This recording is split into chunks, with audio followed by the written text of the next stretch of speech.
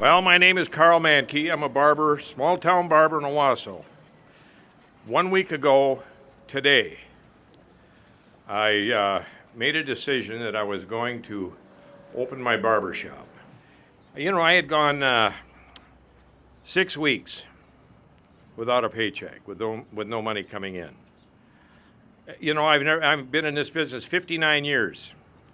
I'm entering my 60th now. I'm 77. I've always worked. I've never looked for handouts. I don't even know what they are. I had somebody call me and say, well, why didn't you get on food stamps? Well, you know, I don't want food stamps. I want to work. When our governor said, we're going to have another 28 days, it knocked me to my knees. I couldn't take another 28 days. I had to get back to work. I feel that it's my right to work. I've started this business when I was 18 years old, and like I said, I'm going to be 78 here in a few months. So I didn't want to lose it. All of us as Americans need to begin to take responsibility for ourselves. You know, I feel that the government is not my mother, never has been. The government isn't my mother. Don't you just love this guy? Carl has been in business almost 60 years and just wants to get back to work and provide a service that obviously the community appreciates. You don't stay in business 6 decades without doing a good job for your customers. This barber from Michigan embodies the American spirit.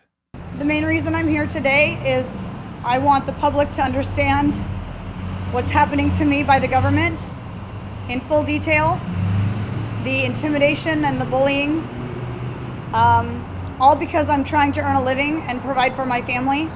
On May 4th, the day before I even opened, OSHA came into my salon and informed me that they would return the next day, and if I opened, they would issue me a $1,000 citation.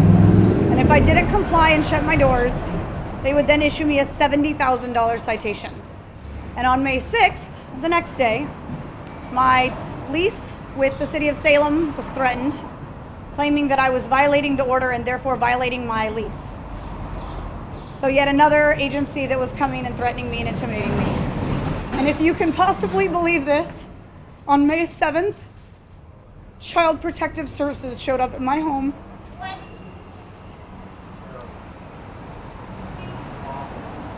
They questioned my husband and I.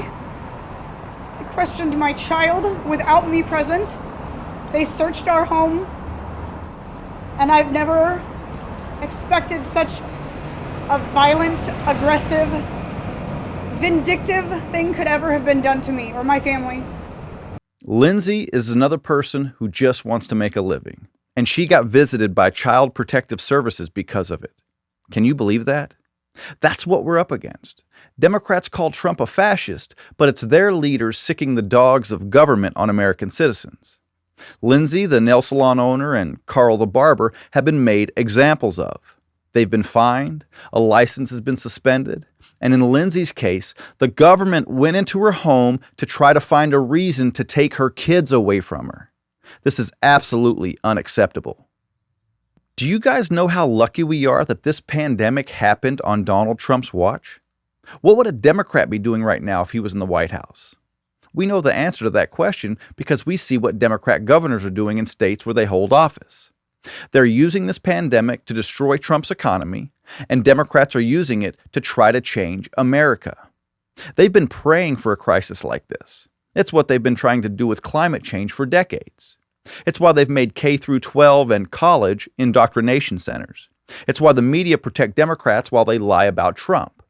It's why they practice cancel culture and political correctness. And it's why the so-called fact checkers and censors will remove an opinion off of social media no matter how well thought out or credited the person giving it is. What you need to know about power-hungry Democrats is that if they accuse their opposition of something, you can be sure it's actually what they're doing.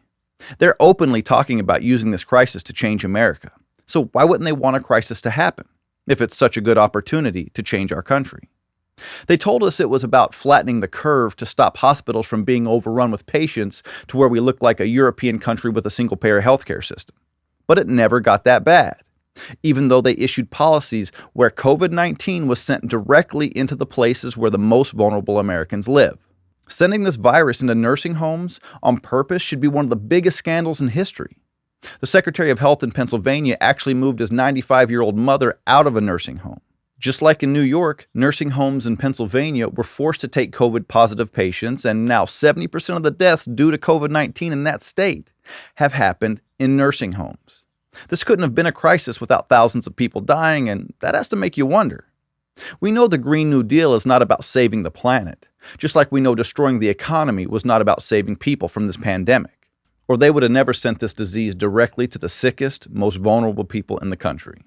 When asked why he took his mother out of the nursing home, Dr. Levine, the Secretary of Health in the Keystone State, said his mother wanted to leave.